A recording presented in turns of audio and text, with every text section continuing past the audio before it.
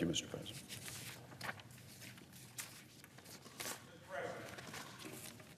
Senator from Indiana.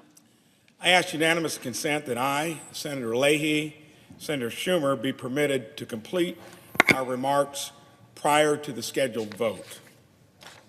Without objection. Mr. President, I call up my amendment number 5765 and ask that it be reported by number. Clerk will report by number.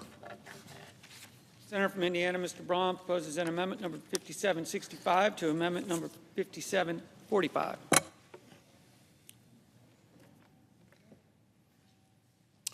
Mr. President, Senator the home from state Indiana. of Indiana is America's heartland. I have traveled to every county, listened to businesses, schools, churches.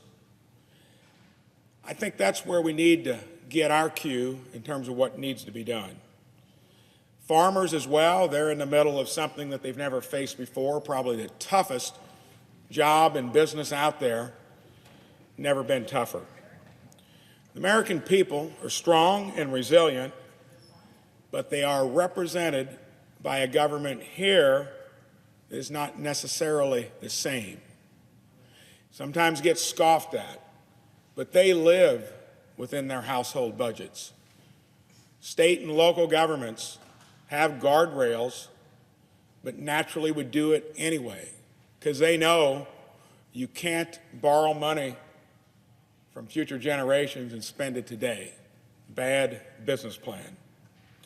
For this reason, I think the U.S. Congress is broken, because we have kept shoving this issue down the road.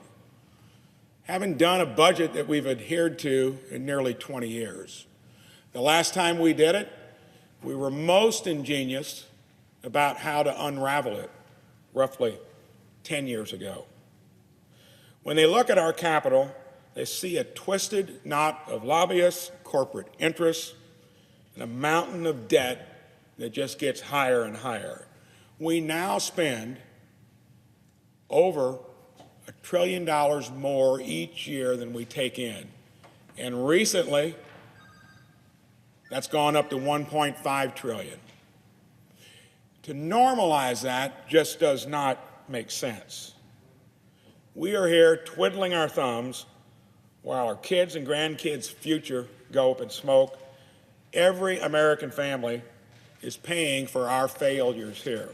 Congress as a whole, and particularly this body, seem to have no interest in turning this big ship away from the rocks. In the past year, I've brought to the floor 4 chances to do something. I offered a complete federal budget that would match our spending and our revenues that are historical in nature.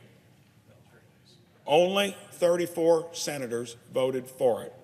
It would have preserved Social Security, Medicare, defense, just bringing it in line with what's sustainable. I offered an amendment that if we fail to get our budget and appropriations bills done on time by the deadline, which is like in a few days for this year, we don't get paid until we do so. 47 senators voted for it. Close, but still not there. I offered an amendment to cut pet projects through earmarks from our huge spending bills. It only got 35 votes. And we were doing that for almost 10 years, and now we've actually backslid into that bad behavior. I've offered an amendment to require a balanced budget like so many states have. They live in fiscal sanity.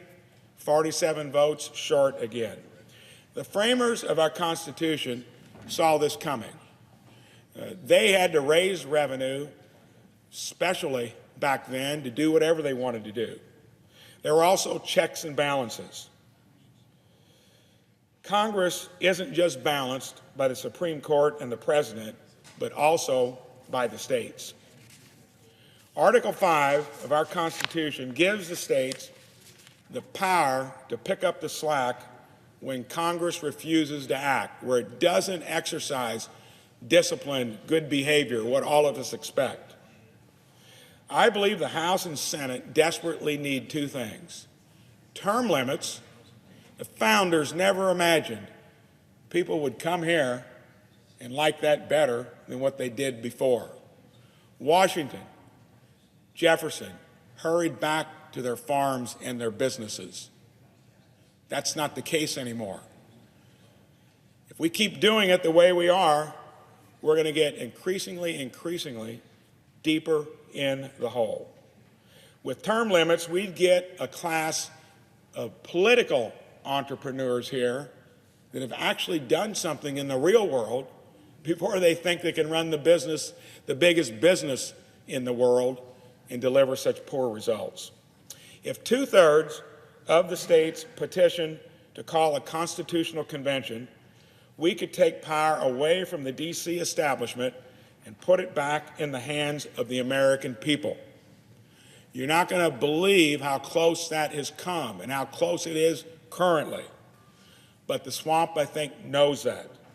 That is why each time the right number of petitions have been filed, Congress refused to call the convention.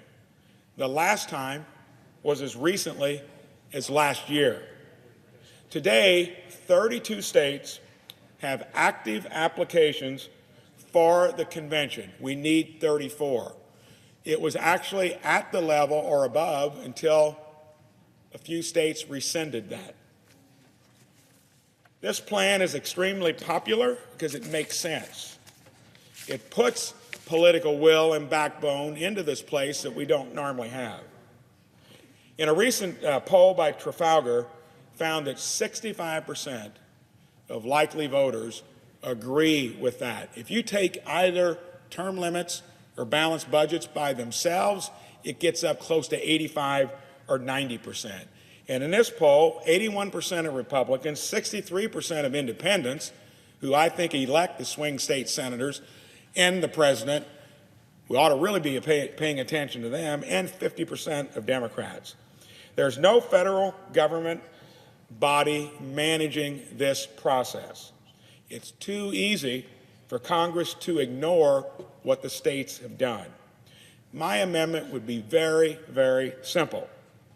It would direct the archivist who has all these petitions somewhere in a drawer to publish it as they come in so all of us can see what the people are thinking. We've conveniently just overlooked it or ignored it. It adds what we should all be for, transparency, having people be able to see what's going on here, and especially for something like this. America is the most powerful country in history because we are founded on the rock of the Constitution. So simple and direct, it can all be right in here. We need to pay more attention to it. Framers were also wise to have a tool for the people and the states when Congress refuses to act on things so critical.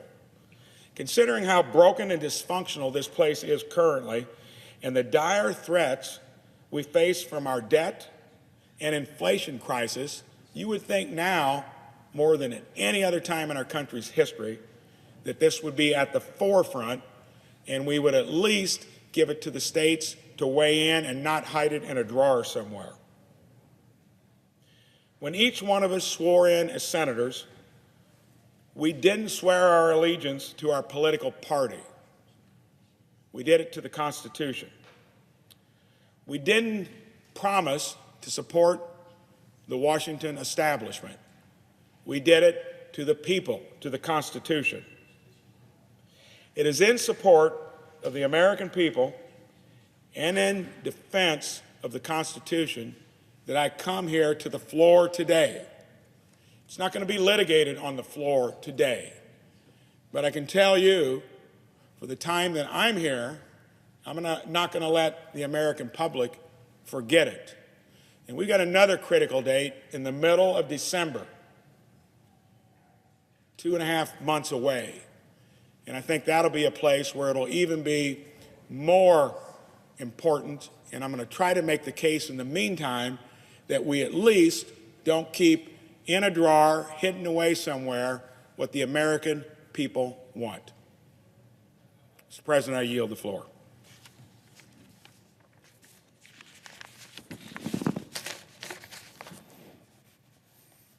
Mr. President, Senator from